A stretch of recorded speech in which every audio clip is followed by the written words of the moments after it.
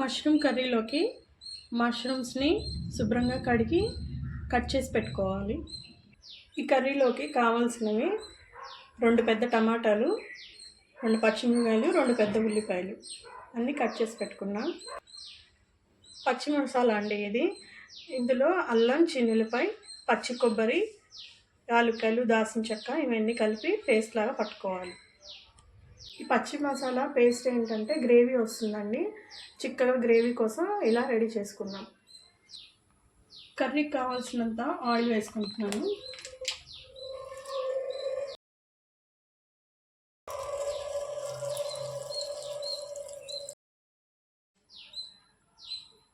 Oil heat ఎక్కింది కదండి, మనం కోసి పెట్టుకున్న ఉల్లిపాయ, టమాటా వేసుకోవాలి.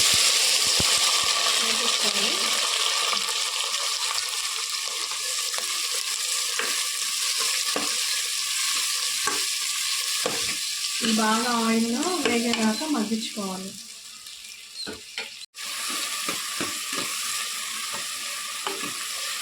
వీటి నూనెలో ఎంత బాగా ఫ్రై చేసుకుంటే అంత గ్రేవీ లాగా వస్తుంది చిక్కగా. సిమ్లో పెట్టుకొని మగ్గించుకోవాలి.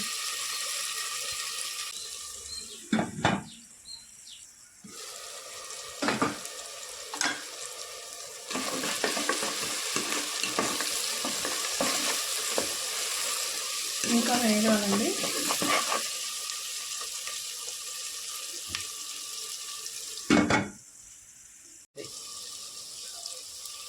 అలా వేగుతుంది కదండి, ఆల్మోస్ట్ వేగినాయి టమాటా, ఉల్లిపాయ. ఇప్పుడు గ్రైండ్ చేసి పెట్టుకున్న పేస్ట్ కూడా కలుపుతున్నాను.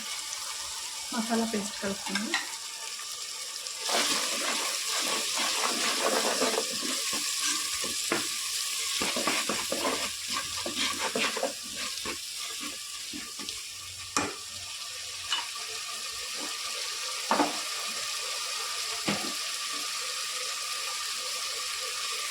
ఇలాగే తగినంత పసుపు.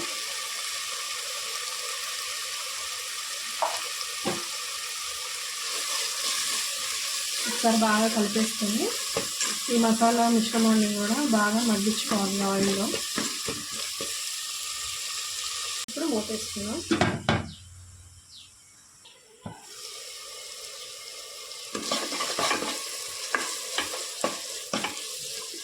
ఈ మసాలా పేస్ట్ అంతా నూనెలో మగ్గుతుంటే మంచి స్మెల్ కూడా వస్తుంది. మీరు కూడా మష్రూమ్స్ ఇలా గ్రేవీ తోటి చేసుకొని ట్రై చేయండి. మన మసాలా అనేది ఎంత బాగా నూనెలో సిమ్లో పెట్టి మగ్గించుకుంటే అంత బాగుంటుంది.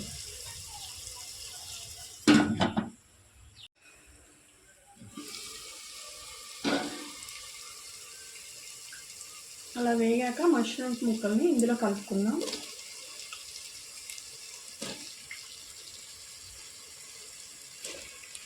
ఈ మష్రూమ్స్ 1కి 2 సార్లు బాగా వాటర్లో క్లీన్ చేసి పెట్టుకోవాలండి. మనకు కనిపించకుండానే ఇందులో డస్ట్ పార్టికల్స్ ఉంటాయి కాబట్టి శుభ్రంగా కడిగి పెట్టుకోవాలి.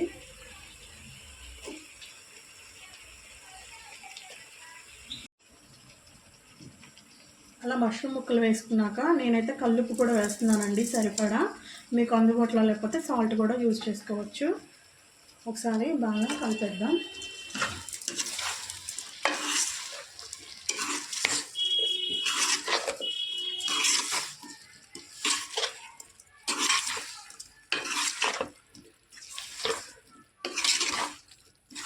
ఒక 5 మినిట్స్ సిమ్లో పెట్టి మూతేసి బాగా మగ్గనివ్వాలి.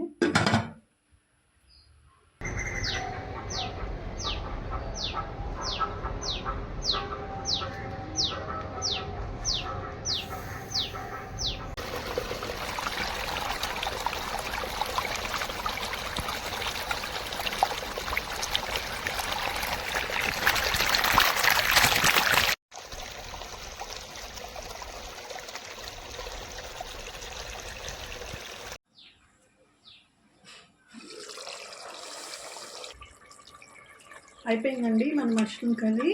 ఆయిల్ కూడా పైకి వచ్చేసింది, అంటే కర్రీ రెడీ అయిపోయినట్టు. ఇవన్నీ ఎంతో టేస్టీగా గ్రేవీతో మష్రూమ్ కర్రీ. మీరు కూడా తప్పకుండా ట్రై చేసుకోండి. చపాతీలోకి, మన రైస్లోకి, అన్నిట్లోకి బాగుంటుంది.